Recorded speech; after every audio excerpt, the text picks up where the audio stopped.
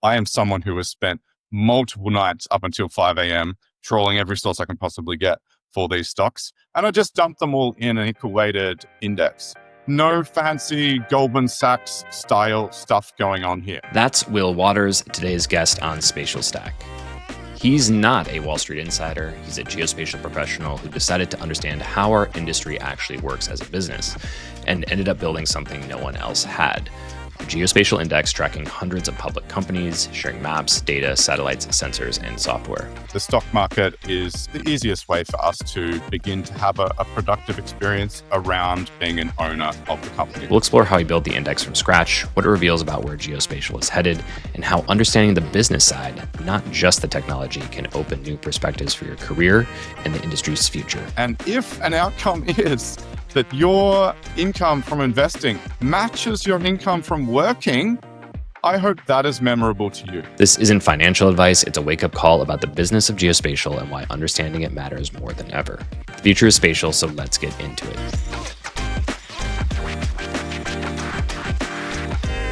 A note about this episode, nothing in this podcast is investment advice. We're sharing personal research and opinions for educational and informational and entertainment purposes only. We are not registered investment advisors or financial professionals. Always do your own research and consult a qualified advisor before making any investment decisions. All right, Will, welcome. Yeah, thanks for hopping on. And we're going to get into probably a little bit of a different topic than talking about, your regular geospatial technology and stuff like that. But let's get into it. Kind of tell me a little bit about, kind of your journey, and then how you ended up kind of understanding how geospatial companies perform in the market.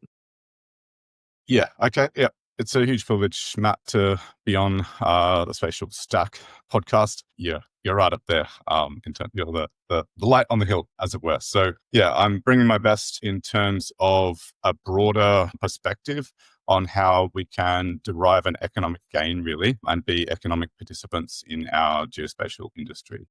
So there were a couple of prompts for me to begin this journey, which began around about August 2022. So the first prompt was 2019. I did a short course on value investing. Maybe a better term actually is valuation investing.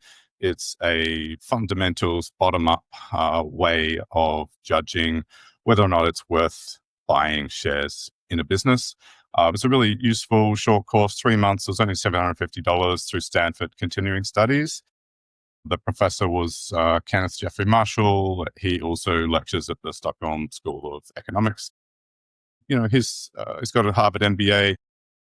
He's a diligent individual who has synthesized decades, really, of academic work about what works in having a productive encounter with the stock market. So that was one prompt back in 2019.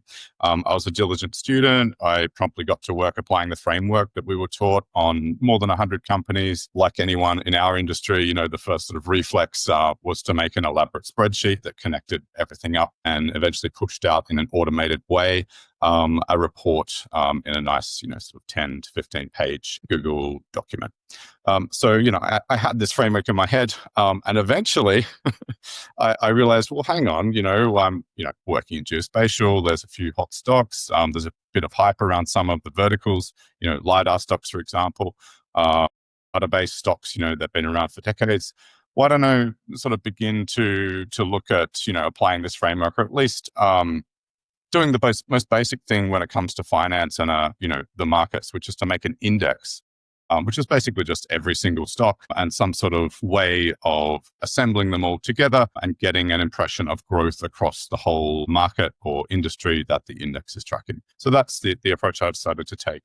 Another prompt was that at the time I was in London in the UK. And, I've had this career from Australia to a couple of countries in the Middle East. I also spent some time volunteering in Cambodia, which is to say that the incomes in the UK are dramatically lower than they are in those other countries where I worked. And they're also significantly lower than in the US. So there was this feeling that I wasn't getting what I knew I could get from my salary in the UK. Plus, I had this knowledge about how the markets worked and some sort of a framework, especially when taking a very long-term position in a stock. to get ahead of what most people get out of the markets. I got to work, and it was in August 2022. I thought I was done after about a month, and I had like 30 to 40 stocks. Most of them were these, new space or Earth observations stocks, black sky, outer space, those sorts of things. And I was like, okay, cool. I've got these 30 stocks. Thought after this, month of effort, we were done. We had this index. But, I have a bit of an obsessive nature. So I kept going. I kept trawling, the markets, there are all sorts of interesting efforts that people have made to track just geospatial businesses in general. And from those listings, some of them were hundreds. Like I even got a trial license for Crunchbase. That was what really turbocharged my efforts. I think I got more than 100 stocks out of that. A Geospatial World is a consultancy in India. They have a market map, and that was really the latest effort, because from GeoWeek in Denver, I got their market map, which is a massive, poster. It took 3 hours just to trawl through all of that.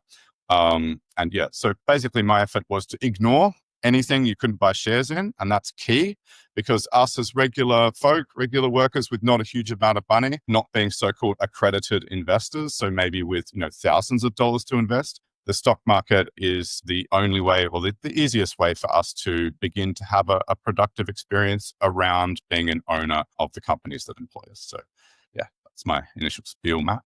Yeah. So there's a few things I want to dive into there. One is, kind of unpacking the concept of an index and things like that. I think, also going into this, your background is in geography, GIS, geospatial, and then you later on added in some of this financial investing, things like that. Kind of what drove that kind of, or I guess, first of all, why'd you get into geo? I think that's a good question. And what later on drove you this kind of interest in new investing? I have some ideas why. And as we talked about before, I think I kind of know, but I think, for everyone here, what kind of drove that progression? Okay, so it's a complicated story. I'm from Australia, as some of you might recognize. I haven't been there. Since 2011, I've only spent 2 years in Australia. I hope I still have some of my accent left. So in Australia, I guess possibly similar, especially for a North American audience, some ways the economy might has some it's in some way reflected in that of Canada's. There's a strong natural resource extraction theme. So back in 2001, when I was in year 12 at school, and the Australian government was sending out all of its various leaflets to try and encourage students to study things at university, which would be helpful for the long-term future of the Australian economy. One of the brochures or leaflets that was sort of letter bombed out across, the nation's high schools was one encouraging people to get into GIS. And my mathematics teacher, his first name was Dennis, I forget what his second name was, he sort of put it in front of me and said, hey, I think this might, be a match for what you're interested in.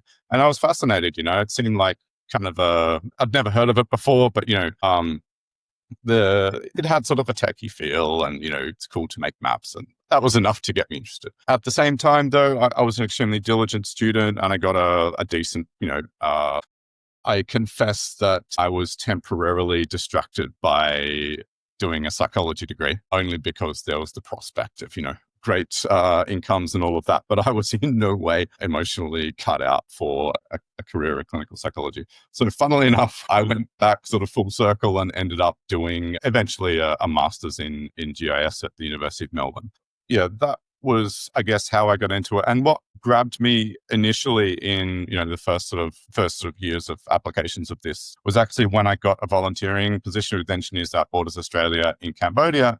And we were applying geospatial in the service of, or to advocate on behalf of people who were being evicted unfairly from urban poor communities, which is the politically correct term for slums, in the capital of Cambodia, Phnom Penh. And we deployed the Ushahidi platform, which is a simple open source, both desktop and mobile kind of app for getting volunteer geographic information for people, for example, in these urban poor communities, but also having, formal data sets that the NGO that I was working for can provide via the map.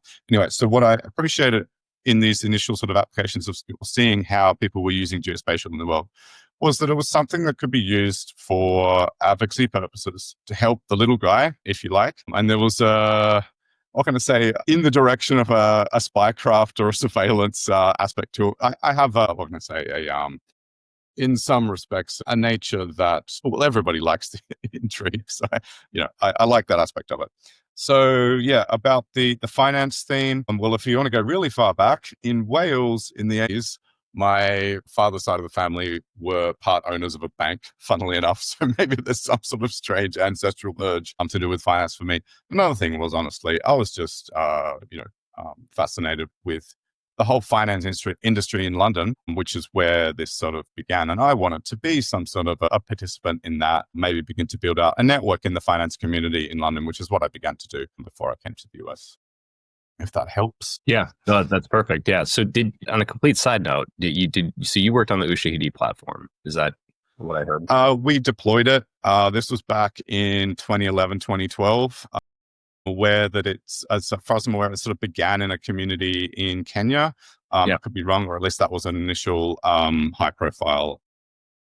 Yeah, I remember that from many years ago. It was just a random, I think one of my first blogs long time ago. I don't even know if it's still out there, but it was about that. So that's a funny tangent. So yeah, I think, looking at all of that, and I think kind of unpacking, all of the different financial aspects of this, which is, one of the big things I think I want to dive into.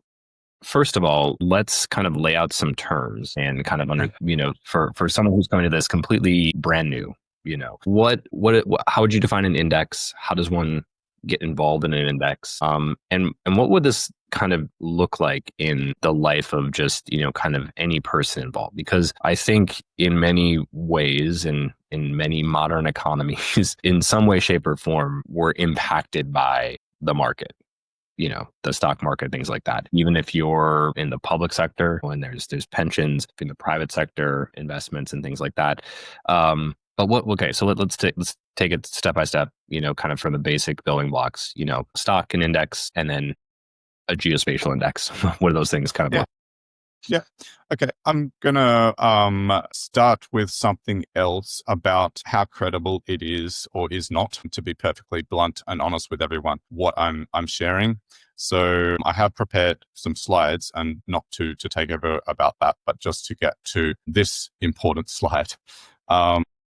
Everything I'm saying, as I've laid out, is based on my efforts as an amateur with, yes, a master's in geospatial, but not any kind of a FINRA qualification or I'm not a chartered, financial analyst, anything like that. What I've tried to sum it up here as being, on this slide, there's so much in the financial influencer space on YouTube about, look at my Lamborghini, and therefore I am credible. So I'm, deliberately going in the opposite direction here. I don't even own a car. I own that little blue bike, right? It costs $2,000. I haven't spent, $50,000 on a fancy new, even just that pickup truck there. Without wanting to put too fine of a point on it, one might say, using financial influencer on YouTube speak, I know 25 times less than this, truck owner. So, just wanted to, I confess I am hamming it up a bit, but just to drive the point home, I am someone who has spent multiple nights up until 5 a.m. trawling every source I can possibly get for these stocks, anywhere from literally surveying companies in Vietnam and Thailand. There's a few stocks from Abu Dhabi, Finland, the UK, the US. So yeah, just to say that this is a starting point, and a great next step might be to actually engage the services of a qualified CFA or someone with some sort of FINRA qualification. So a stock, so you can go and buy, the pizza shop down the street. It's probably $200,000 or something. You would own the whole thing. You would essentially get, what they might say is a dividend from it, or you'd get the income that's left after you pay for the price of the pizza bases, rental of the store, all of the cost of goods sold, and other operating costs, like, in the US, what is it, an hour that you pay for people here, because there's no minimum wage. So part of my vague jabs at the US economy. The thing is, though, that's actually quite a lot of money even to buy that small pizza shop. So what you can do is buy a share. You can break up, the total value of that company down into, I don't know, 200,000 shares. So it's $1 per share. In a similar way, and then you can introduce this thing called a stock exchange, where, maybe I don't want any more of the pizza shop down the street. So I can use what's called a stock exchange to say to other people who are at that stock exchange or on the website for it, look, I have my 5 shares of this pizza shop. I'm selling for the bargain price of 50 cents a share. Would you like to buy them? So, these are the basics, probably painfully basic. But in a similar way, you can apply them to $4 trillion companies now that exist, like NVIDIA, which happens to be actually in the Geospatial Index that I have assembled because of Earth 2 and even some in-vehicle navigation systems that they are participating in. So, yeah.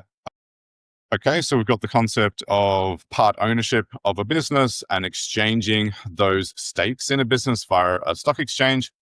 So something else that you can do is actually assemble groups of businesses. So you might want to have all the businesses in the world. And there's a company, a famous indexing company, or we'll just say a financial product company called Vanguard. I think founded in the 1970s by Jack Bogle. You should really check out the forum Bogleheads, which was the initiator of this concept of creating financial products based around indexes. And the whole point of them was to minimize fees. And this is something critical to know about, that, there are so many, the whole of Wall Street really, with all its glitz and glamour, in the end is a set of mechanisms to charge fees for people who are perhaps not paying attention to how high they are. And if they were, they would look at Vanguard and buying an index-based product. So this thing of an index, what am I talking about? So say I talked about the world, and literally you can, I think it's VTI or whatever the ticker is, you can buy a financial product which is based on an index of all stocks in the world. Similarly, you can buy one for the whole US economy. You can buy one for the whole UK economy, the whole Australian economy. It's very basic.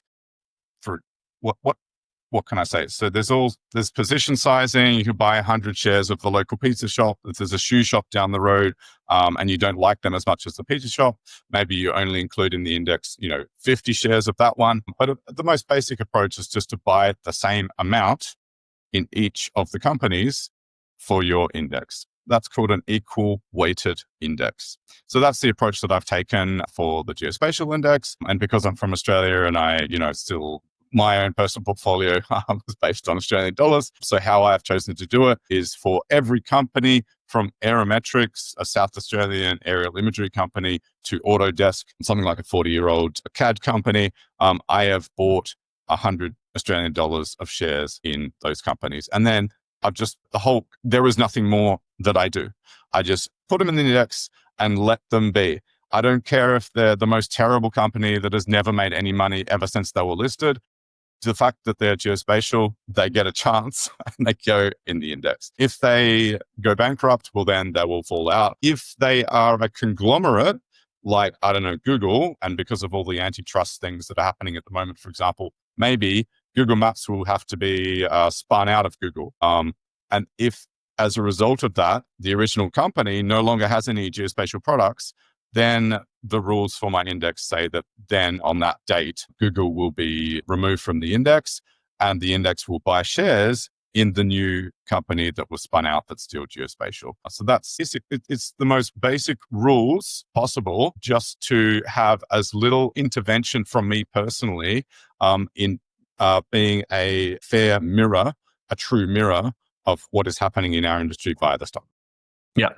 Yep. That makes sense. So, and sum it up in the way I think about it, these are, first of all, public companies that have agreed to sell some sort of ownership, as you said, the pizza shop did that or something like that. These are not private companies who are owned by somebody or some group. We don't know. Maybe we do, maybe we don't, but they don't have that option. And within the index, these are companies that you have decided have some sort of focus on geospatial. right? I think one question in there is, okay, looking at a company like Google. Google does lots of stuff. Some of that is, of course, Google Maps. They have, the consumer-based product. They have the enterprise product. They have their Google Cloud products. They have Google Earth Engine. So they are certainly in geospatial, but then they have many other things that they do. How do you look at if there's like, okay, they have to have 10% geospatial, or is it just that how do you kind of decide what includes someone in or out of the index? Yep, this is a really important question. And actually, this is the second time I have gone on a podcast about this. The first time was with GeoMob, and it was Ed Freifogel. He runs OpenCage, that asked a similar question, and it's a fair question. The thing is, there's upwards of, I think, 34 companies now in the Geospatial Index. I am but one man without the $20,000 a year to pay for a Bloomberg terminal subscription. Right. So plus, for most of the time that I've been doing this, I had a full-time job.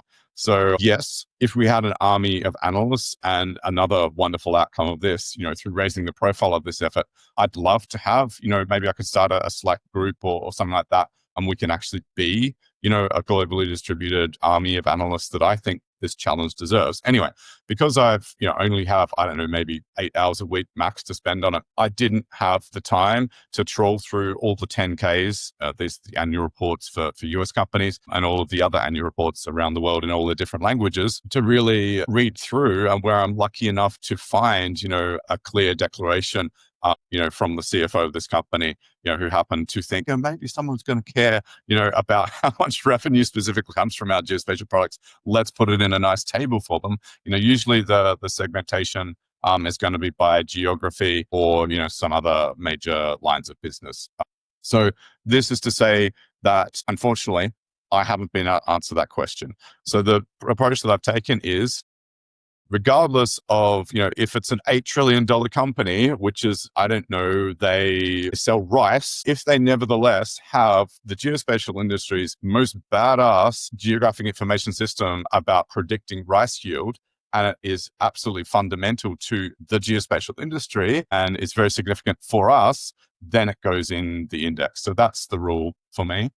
But I wish, I had all these other resources and tools to make better adjustment there.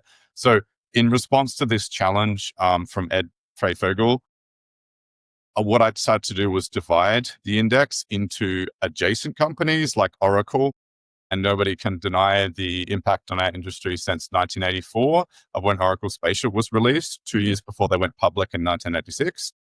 They have to be in there somehow. But what I put them in is the adjacent geospatial subindex, and the majority of the companies are in that.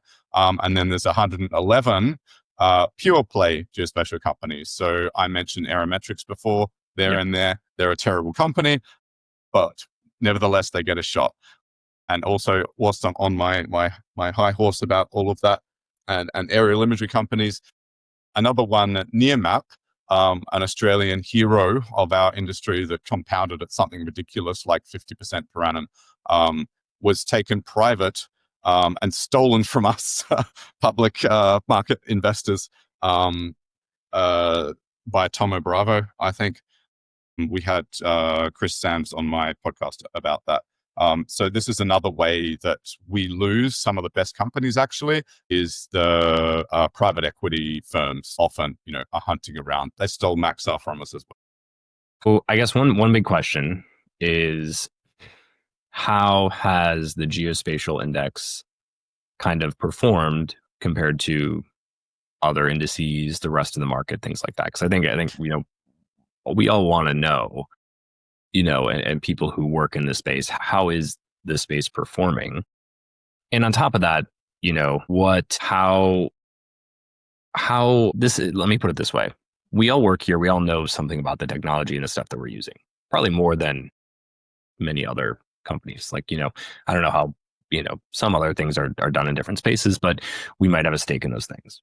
course, this is something you understand a little bit more about, and you can have some sort of understanding of that. But if we put them head to head, what does that look like? Of course, I'm sure all these companies are subject to market trends and things happening around the world and all this different stuff. But how's Geospatial doing?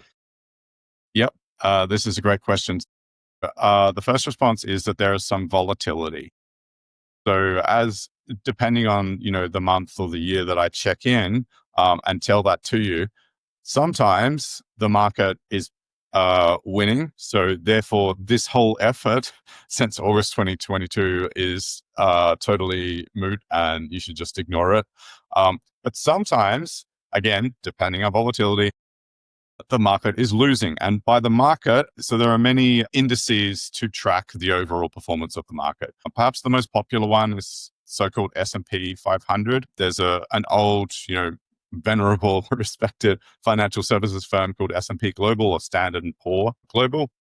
They're actually listed on the stock exchange themselves, and they actually have many interesting geospatial services. So I've put them in the index. So their S&P 500 fund is, it's actually an actively managed fund. There's a committee that made interesting decisions, such as to keep Tesla out of the index, despite it being a very large company for a long time, because of doubts that committee had about the quality of its management, and really if the earnings were credible.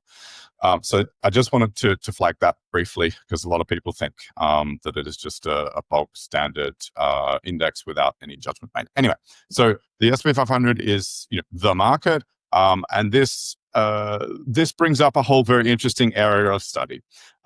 But by some measures, through some whole string of academic studies, one might say that there is 150 years of history of an index in some way of the US market. And the version that I pay attention to over that 150-year stretch is the one that captures capital growth, so the increase in value of the companies, but also importantly, and you must not forget this, the dividends that come from the money that's distributed to owners of the company after paying for the maintenance of the company. So and if you adjust that for inflation, this is another key thing. The 150-year compounding rate of, as I said, capital growth, dividends, and adjusted for inflation of the US market is something of the order of 6.98%. So why am I taking this slightly tortuous path to answering your question? It's because you can just look at, for example, the past 10 years, and you will come to the conclusion that we've had an absolutely rampaging market where the compounding rate per year has been something like 15%.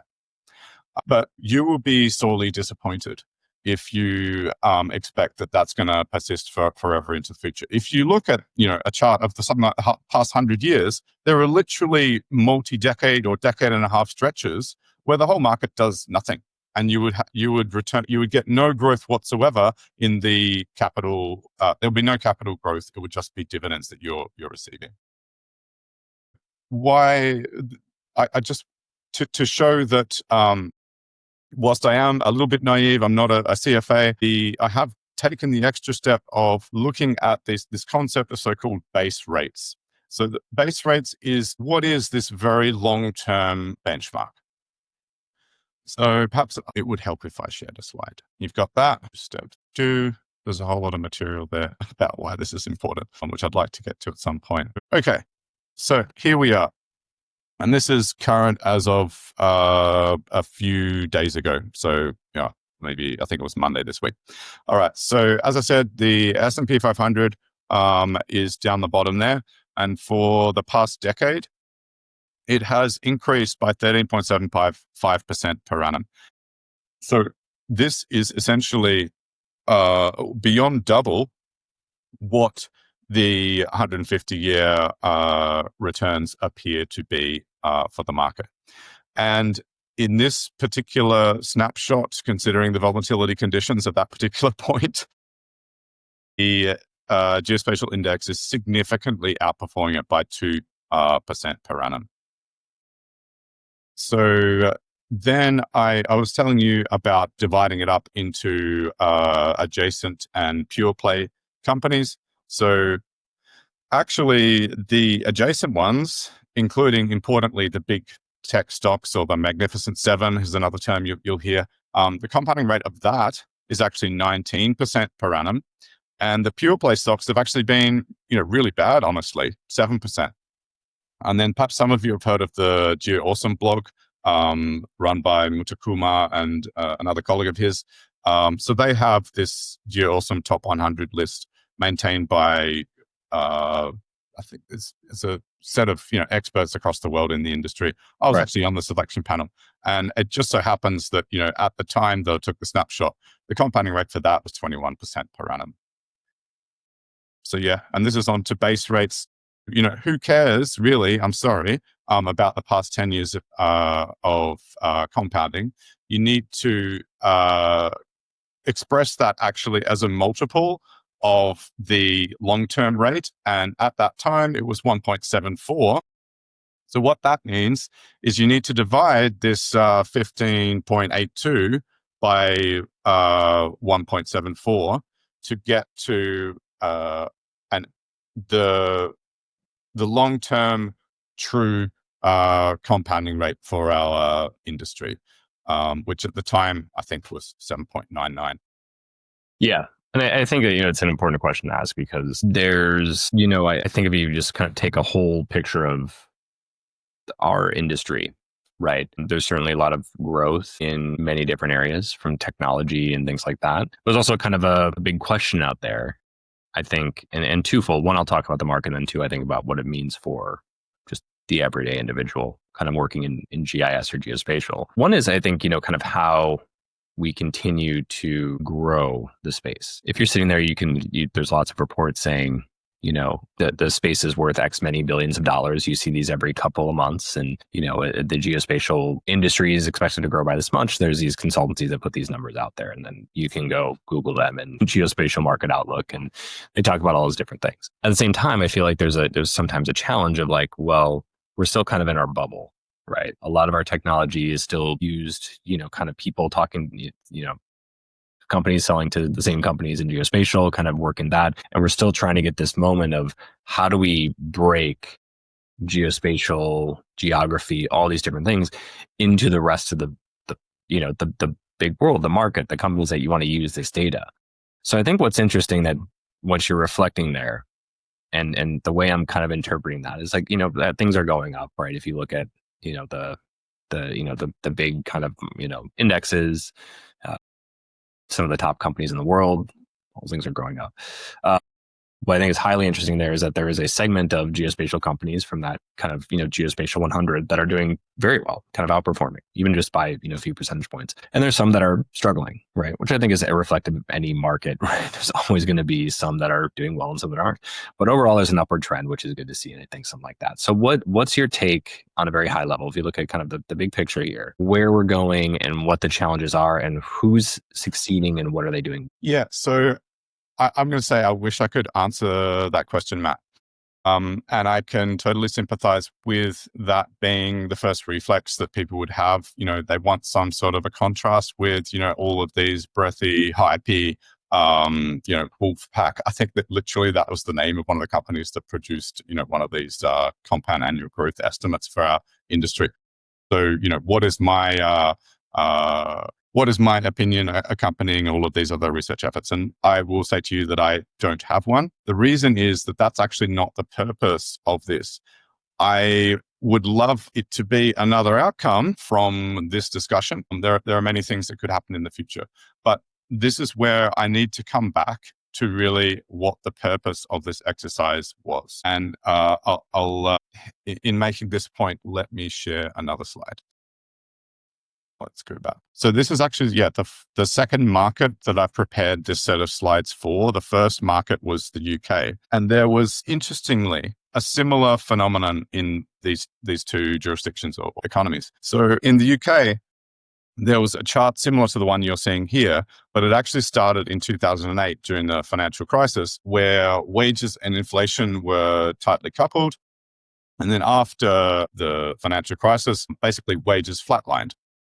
And if they don't keep up with inflation, well, then a cost of living remains or increases, significantly, or at least your wages don't allow you to keep up with the cost of living. So there's a similar division here, but in the US, from this research by the Niskanen Center, starting around the 1980s, there has been a continuation of the trend in increasing worker productivity, but compensation for that productivity has not kept up since the 1980s. And what this research center is saying is that productivity has grown by, as it says here, something like 97%, compensation only 19%. So if you convert that into, or consider that or express it in terms of the median income in this economy of 60,000, multiplying that by 1.78, which is the difference between these two percentages. In fact, if compensation had kept up with productivity, then the median wage of Americans today would be basically $107,000, but it is 60,000. So in my sort of searching around to make this relevant to the US audience, I came across a few studies from, the likes of Brookings Institution. Literally the first sentence about, in this article from Brookings Institution about why wages aren't growing in America, the first sentence was, as it says there, the majority of Americans share in economic growth through the wages they receive for their labor rather than through investment income. And the rest of this, multi-page, very diligently researched and, written article was then about wages. But really, all you need was to read the first sentence there as your marching orders. It sounds provocative, especially in the US economy where everything is about being productive and increasing your productivity. And you, Matt, are a shining light on the hill in our industry, at least in terms of supporting that increase in productivity through the Spatial Lab and trying to turn as many people into geospatial data engineers as possible. This is fantastic. And there are credible increases in income as a result of that. But the funny thing is, since the 90s, efforts to do that haven't reliably resulted in a fair outcome in terms of compensation.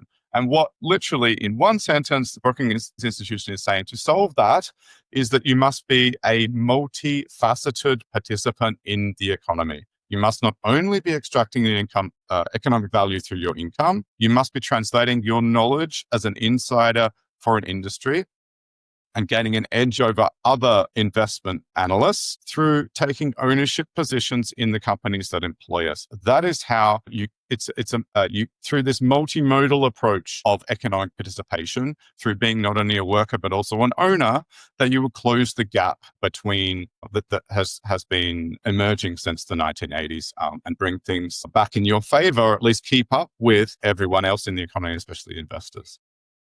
Yeah. Well, there's been a big shift in there's lots of great kind of research on this topic, and the shift of moving from just everything being income based to now you're having, like you said, a multimodal approach. It's certainly interesting. I think I've talked about, just even in geospatial, the income gap compared to, other, very tangential industries. GIS analyst, data analyst, things like that. There's just continues to be an income gap, and there's lots of reasons why that is. But I think what you're kind of arguing and advocating for is that one, be a participant in that form of the economy. Many times you may be, and it may not seem like you are, but anything, if you have any retirement or any of these other modes of, kind of part of the way you participate, that's certainly one component of that. But what's more interesting is I think, like you said, going back to kind of why you create this, is if you are specifically working in the space, you have a unique knowledge and unique view of taking a look at these types of companies operating in the space. You understand more than the average Joe on the street. I don't know more than the average Joe about the street about many things, and other people in other industries might have more knowledge about it. I have something to say here, Matt, and it takes us full circle here because I started talking about doing this value investing course and learning this framework. So I can actually show you something, or an example of putting this framework to work on my Substack, geospatial.fm, which is also the URL for the podcast. So if I go down here to a diagram from the textbook, and maybe there we go. So this is the framework that I've learned for valuation-based investing from his book, Good Stocks Cheap. On the left, the first thing is, do I understand it?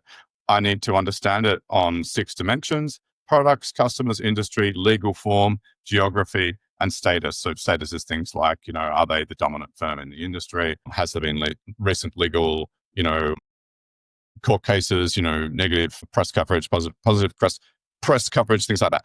So the framework basically says you can't go any further, let alone, in terms of analyzing the company, let alone taking an ownership position, unless you understand it. So picking up on your point there, Matt, about us having a unique understanding, yes, we do. We do have a unique understanding of the geospatial stocks in the market. I sort of realized, if I'm to be true and faithful to this framework that I've learned, well then, why not leverage this, 15 years of experience that I have in, my particular career, and put that to work in this multimodal participation in the economy, generating an income. And I just wanted to complete this point about you were saying there's a difference in income between, depending on the career track you have. If you have the typical GIS technician to analyst, to eventually, if you're on the non-leadership track, to spending, the last, decade at least of your career being a principal consultant, you can contrast that with the career track. And I've tried to, the leadership track. So I have put together a little study of that on a few slides. So here you can see the executive track or the leadership track, in the cells highlighted yellow on the left here. The lifetime income is something like, in this economy, $9 million US. Although I have had a chat, with actually the CFO of a publicly traded company since preparing this. And he said that, the salary of $500,000 for the CEO is actually quite low, especially in this economy. You should more like put, $1 million per year. So perhaps it's fairer to say it's more towards 20 million for the executive track in this economy. But the lifetime income for a reasonable progression of salary from 50 grand, as a GIS technician at the start, to 95,000, at the end as a principal GIS analyst, is something like $3.5 million US. And if you were to listen to what you're saying and become a geospatial data engineer, it's something of the order of $9.5 million US. So all of this, as I said at the beginning, this is about the little guy. It's about, the person who is a diligent worker, but perhaps doesn't have, the panache or the leadership potential to go on to the executive track. So what can we do really here to solve for the income of, over a lifetime of effort, 43 years working after a 4-year degree, of $3.6 odd million. So I've taken the sort of provocative approach of sort of asking, what if an investment banker came into our industry and suddenly, became aware of what this lifetime income is through working in the industry? Mm-hmm. Let me get to the slide.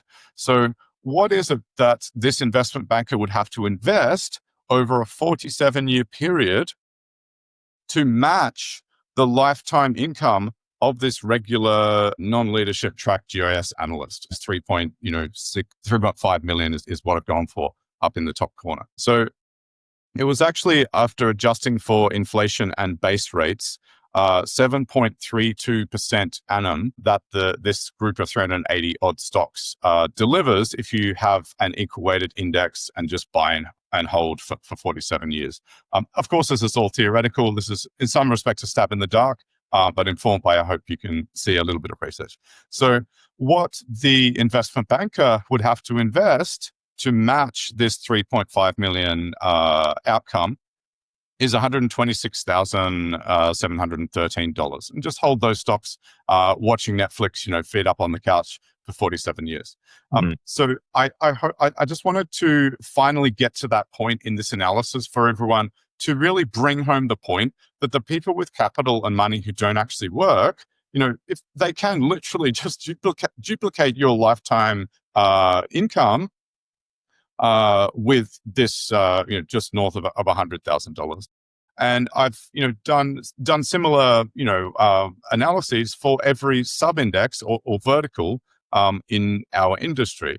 And, you've got the GeoAwesome top 100 after base rates and inflation that 21% becomes 10.3%. So the investment analyst or the investment banker would need, just shy of 35,000 to replace your lifetime effort. And I've also done it for closing the productivity gap. So, if you're having that 1.78 multiplier to close the gap in compensation versus productivity, you'll need to increase your lifetime income as that analyst by $2.73 million. So that's what this final column is here. And if you just want to do that, then you need to put in just shy of $100,000 into the market. Yeah. And then there's the last sort of effort here. So maybe you don't have that, $100,000 as personally, as this worker, hence you are, actually in the job market trying to earn an income.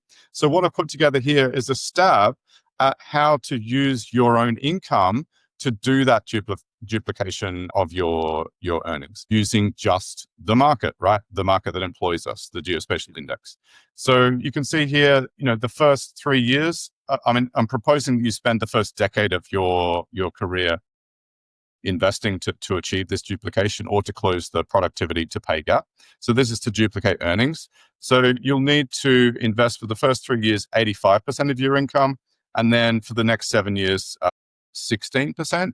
And overall, that requires you to invest $207,500. Bearing in mind that is 32% more, or $80,000, $81,000 more than the investment banker, because you're doing this over a 10-year period, and the investment banker has that 10 years of compounding in their favor. Just to close it out, to close the productivity to pay gap, to gain this extra $2.73 million, you would have to invest $162,000, so 25% of your salary for the first 3 years. 61% for the first 3 years and 14% thereafter. So yeah, that's coming full circle for me, reflecting the purpose of this exercise and addressing this provocative concept that, those in this country, it's Manhattan bankers. Yeah. In London, it's the Canary Wharf bankers or the City of London bankers, addressing this somewhat disturbing and provocative idea that they can just with, just north of 100,000, duplicate your entire lifetime of effort, and how to get there yourself by investing in the companies that employ us. Given that it's around about $150,000 that you need. So actually, if your parents invested $40,000 and let it compound for 18 years, so when you were born and invested $40,000 and left it for 18 years, they will be able to give you that $150,000 when you turn 18, and then you can do what the investment banker would do. Yeah, there's some interesting mathematics you can do, but I think it's interesting to think about. And I think these numbers and concepts are arresting enough for us to think seriously about, again, this multimodal approach to participation in our economy. And it really is easy to start to do it. You just open up an Interactive Brokers account and take, importantly, a long-term, lifelong, multi-generational, preferably, approach to participation in these markets, in the market. Yeah, I think what you've hit on is that, that there's lots of different information about taking the long view, right? If you look at this in terms of hours or days or snapshots or things like that, there's lots of things that can change very quickly, right? But if you look at this as, kind of a long-term view and something you can take in baby steps and things like that, there's certainly significant benefit, and certainly kind of a way to be a participant in the space. It's tricky because I think a lot of the things that I'm focusing on are, that immediate upskilling, the ability to kind of, work in different spaces, kind of understand what's happening from a technology perspective, and all those different things. But that all plays out in terms of, what are the goals of either of those things. If you're upskilling, you probably want to move into a different job, be it for, quality of life or, maybe income. And that's one big thing. On the flip side, if we're talking about companies, they're selling things, and their goal is, of course, to make money, unless they're completely a nonprofit, which is a different model. But at the end of this, I think this discussion, this exercise that you've gone through very diligently using these well thought out frameworks, add another layer to that. And I think that's kind of what I came to after our first discussion, after, kind of, hearing this today. So there's another piece here where there's these public markets, there's another layer to that, which is simply taking the benefit of those efforts, either your own personally, grow your own personal growth, or being, a participant in, the growth of these companies that are publicly traded. And that can be another layer that you can add into this mix. It's not I don't think there's ever a one, kind of all in on any of these things. Right? It's you can't just say it's all, but I think as you're exploring your own growth and goals and things like that, this is just another layer in that. And it can feel really strange because it feels much more less out of your control in some ways. It feels like you're dependent on all these other things happening and going a certain way and stuff like that. But at the same time, there has been some level of consistency. And we know that. And this is, for better or worse, this is the way that our economy and the way we do things in the world has shifted. And it's just another layer to that. And I think that's kind of the thing I took away from that is, okay, this gives you an easier way to kind of approach this. You have knowledge about these spaces. You understand the things that are going into it. You understand what works and what doesn't. And you have a potential way to make that more approachable for this participation in public markets. And that's kind of my view of all of this, is that it's another piece of how you want to grow. And I don't know your take on it, but I think that's kind of the way I've been looking at this, going through this discussion. It can feel daunting. Like, it feels even to me daunting because it's not the stuff I deal with day to day. I talk about I'm writing code and stuff like that. Now all of a sudden I'm in spreadsheets and numbers, but it's just another piece of the puzzle. I mean, there's something in the back of people's minds. I know I was cynical about investing in the markets for so long, right? It's like my eyes have been opened really, but only since 2019. And once you learn a framework, it's actually like you can go to the 10K or the annual report for Starbucks, right? It's all right there. Do some basic mathematics from the numbers that are in those annual reports, and you can see, how successful that business really is in terms of the return on capital employed, the multiple of the number of years of income to pay for the business. It's just like the level of empowerment that you get becoming a geospatial data engineer, where it's been a revelation to me, Matt, really, the Spatial Lab and the support that you offer, in terms of the power that I'm gaining. But what I'm working on right now, because of what you're doing, is this effort to look for all the CAM mystics around the US. But that is a nation scale analysis using all of the flood polygons and all of the Overture Maps Foundation building footprints. This is a hugely intimidating challenge. But through the upskilling and the productivity gains that what you're doing offer to me and others, it's like having my eyes opened again, in terms of reaching the next level. In a similar way, being able to look through the books of a business as they are expressed in an annual report is the same kind of thing. And someone who is grabbing life by the horns, right, who really wants to get the most out of things, you have to do both things. And I use the word have to. I want to do both things because it's really exciting. It's really interesting. Like, through the analysis that I've done, like, you can go to all sorts of depths. You can do a contribution analysis. You can see how much of the overall index gains a given company makes. And it's actually Oracle that's the one that's responsible really for 60% of the overall gains. What does that deliver to us as a message, as analysts, right? As the people who use the tooling? Well, it says spatial databases are basically everything for our industry. And that's a funny message, isn't it? Because I, as taking the investment banker's role, am telling you guys, that it looks like databases and spatial databases really matter. Well, if we go over to your side, where you're taking the productivity approach to boosting economic gains for our industry, Matt, well, you would say the same thing. It's spatial databases, it's spatial SQL that is the critical basic skill that will generate for you the greatest financial returns through a salary. So isn't that a really interesting outcome? Yeah. And I think that's exactly the way to look at it is, finding those trends. I mean, this is something I've found through a completely different path, right? Through learning, seeing what is adding productivity in terms of the ability to, do more with more data, scale, find more interesting trends, stuff like that. That fundamental data layer is really, I believe, where there is a lot to be discovered, right? And there's a lot that same trend is that's reflected in all these things happening from the market side, which is very interesting.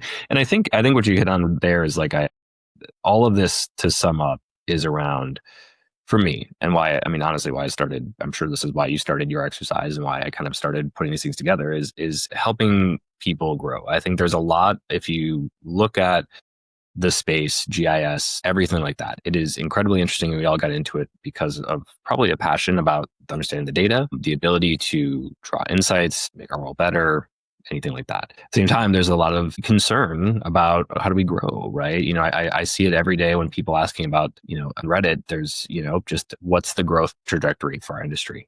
What's the growth for this role? Is it worth getting into? Should I pivot out of it? You can just go read, the GIS on Reddit. And I think what I see in that is that, the more we can expose people different ways to grow and ultimately get to where they want to in their lives, the better. And this is another mode to do that. Yeah, and maybe, I can sum up too. So the thrust of the, again, diligent, very useful, very insightful reporting and analytical work from the Pew Center and the Brookings Institution is that over time, so over the decades, over the centuries, throughout history, there's a pendulum. And sometimes the pendulum swings in favor of labor, and the economic returns from just being a laborer are decent. Sometimes due to a combination of policy, ideology, whatever, whoever's winning, whoever has the power, sometimes the pendulum swings in favor of the owners and capital. So what's the intelligent thing to do here? Well, it's to be a participant in both, so that regardless of where the pendulum has swung, you are still nevertheless riding the overall economic wave that the industry you've chosen to participate in offers you. Yeah. And if I can, this is about the numbers in the spreadsheet. So if I'm summing up, permit me one last illustration here.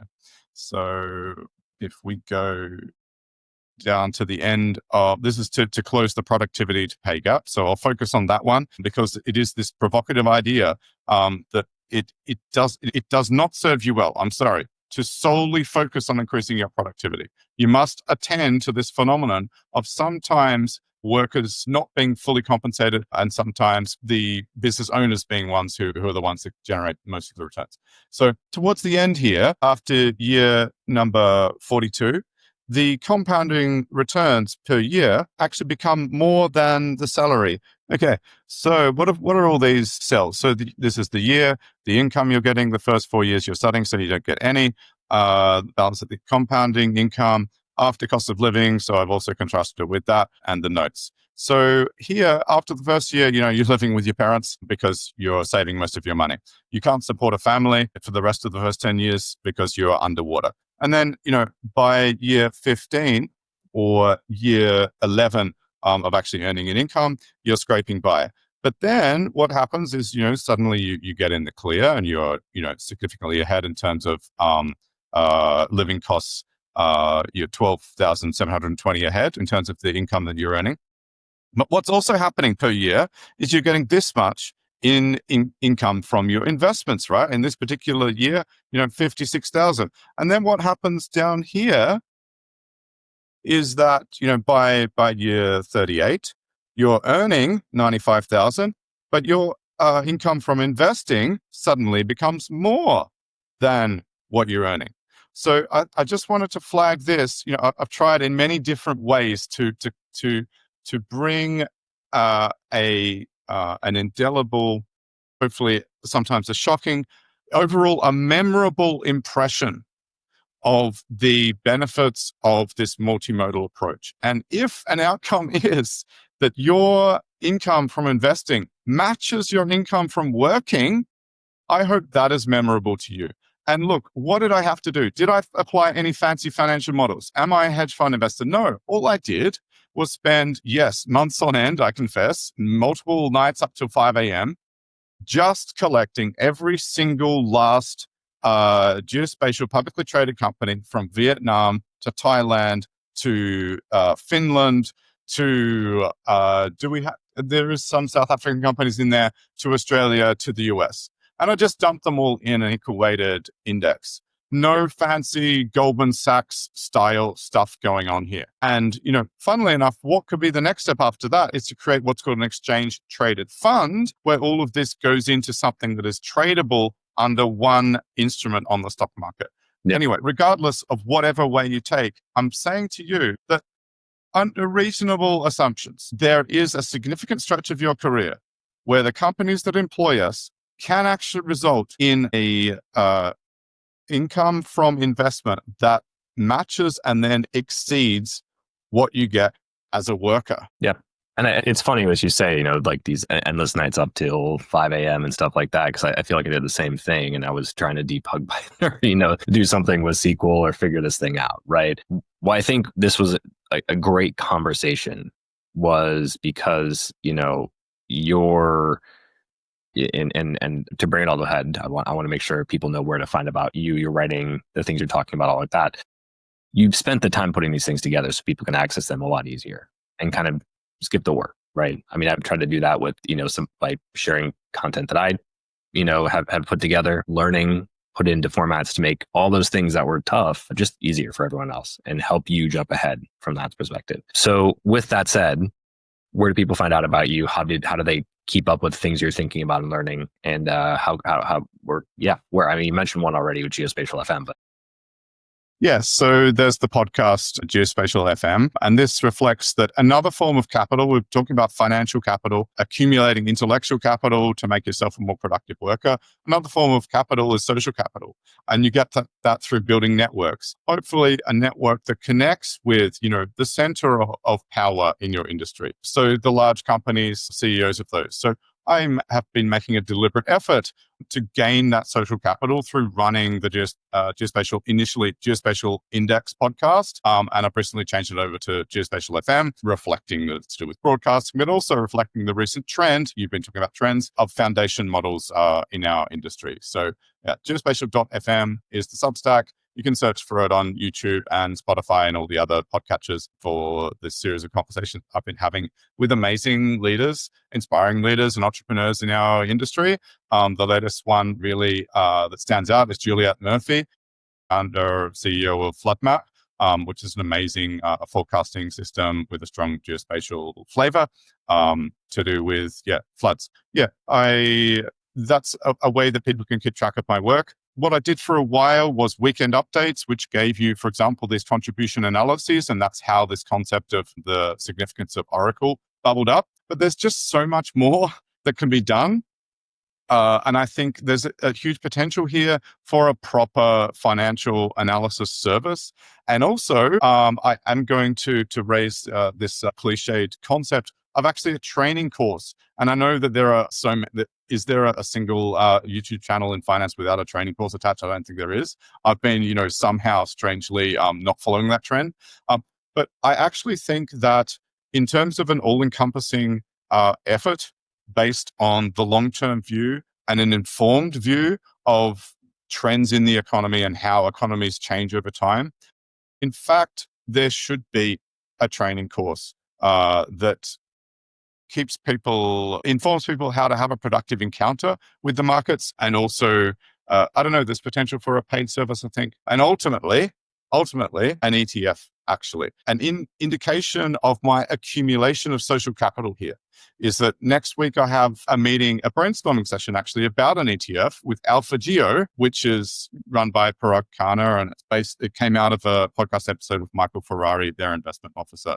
And they have a geospatial analysis based model portfolio or fund. So this is the progress I've been making. And, this is the potential, perhaps. Something else, you've mentioned trends so many times, Matt. So that's another thing, because I've been doing the bulk standard thing of just accumulating, regardless of the quality, all of the companies.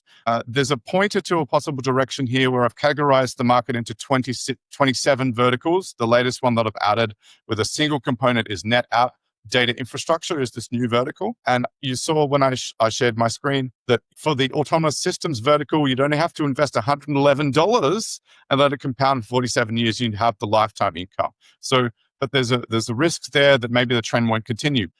Yes, that is the next area of study to drill into. And if we accumulate a group of us who are motivated, and necessarily it should be global, perhaps we can have some credible intelligence about what are the durable trends and where money could be put, rather than just having an equal weighted fund that biases towards certain trends. So I would love to have a group somehow that is part of a decision-making body behind an ETF that generates more than that 7.32% adjusted for base rates and inflation that the Geospatial Index is. Makes sense. Well, I think you've been doing this for a long time, putting out a lot of amazing stuff. So first of all, thank you and congrats. I think this was really cool to kind of show the multiple ways and various ways to kind of grow and be successful in geospatial.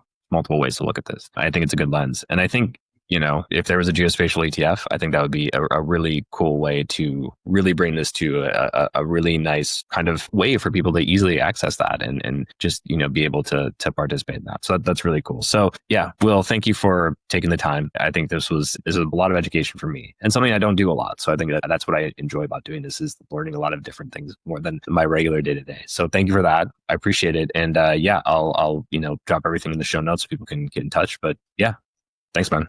Awesome. I just want this not to be the end. It has to be the start. Yeah, for sure. Totally agree. Well, yeah, appreciate it. We'll be talking soon. And yeah, thanks for hopping on the show. Awesome, Matt. Appreciate it.